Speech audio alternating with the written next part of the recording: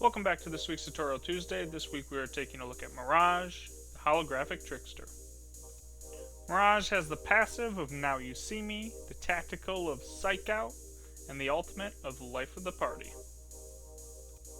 For Mirage's passive, Now You See Me, he automatically cloaks when using respawn beacons and reviving teammates.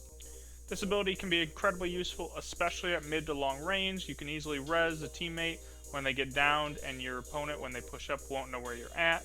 However, often when you res in close quarter combat, your teammates are pretty close to the enemies, and you can easily see where the Mirage is resing, and you'll just get killed either way. However, when paired with a gold bag, this ability becomes even better, allowing Mirage to pick up teammates with health and shield already, making him an even better medic than Lifeline, due to the fact that you can't see where he's rezzing. It's also a good idea to always get behind cover when you're trying to use a Mirage revive, so that the opponents can't spray and find where you're at. The second part of this ability doesn't add a whole lot. I rarely respawn with Mirage in a time when there is a need for the cloak. However, it is handy to have. Mirage's tactical is what everybody thinks of when they think of Mirage, the ability to send out decoys and control them and bamboozle the enemies. It's a solid ability. It's a lot better now that you can actually control the decoys. They changed that a little ways back. However, the decoys, if you're looking at them often, still aren't that realistic. They can easily get caught up on different ledges, and they don't always mirror correctly. So while it does work and it's useful in a couple of different ways, it's not the best ability. If an enemy does shoot a decoy, you will get that nice ping of how far away they are and where they were at. This can be extremely helpful to gain a little bit of info about your enemies, and when they're far away sniping at you, it's nice to know where they're at and how far away, and you can just peek a decoy out and they will tend to shoot it. However, in close-up scenarios, a lot of the times people are easily able to tell which decoys is not you. I do think if you're going to play Mirage, it's best to have a decoy out at all times. It's very helpful, especially at range, when your opponents see you and you don't see them, and they take those shots to those snipers. And if they hit the decoy first, then it gives you a second to get out of the way before you get hit by that Kraber shot. Mirage's ultimate is the Life of the Party. This, in my opinion, is Mirage's best part of his kit. He deploys a whole team of decoys to distract the enemy. So a lot of people, when they're first playing Mirage, only see this as a way to get out of a fight or avoid bullets.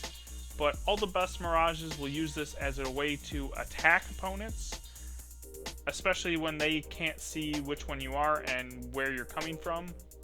So often, if you watch a high-level Mirage, they'll push with this Life of the Party, this ultimate, and they'll push with the decoys all around the opponent, and then the opponent won't know who to shoot, and then they will get the first shots off. They'll have that advantage, and it can be extremely helpful. It's often best when using Mirage's ultimate to wait for a split second and move just a little backwards so all the decoys are in the same position.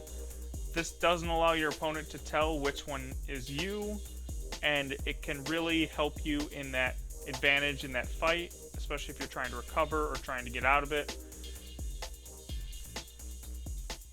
If you move too quickly and try and run away immediately with the Life of the Party ultimate, then you will watch the decoys get caught, and your opponent will easily be able to tell, well, that decoy's running into a wall, that one's caught on the rock, like those aren't actually Mirage. Oh, Mirage is running that way, and everybody will shoot you.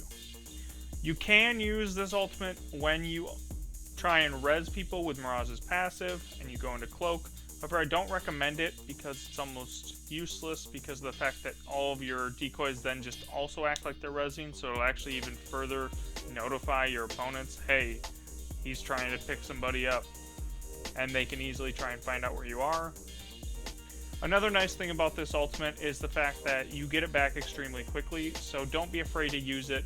Use it often, use it in fights, help you win those 1v1s.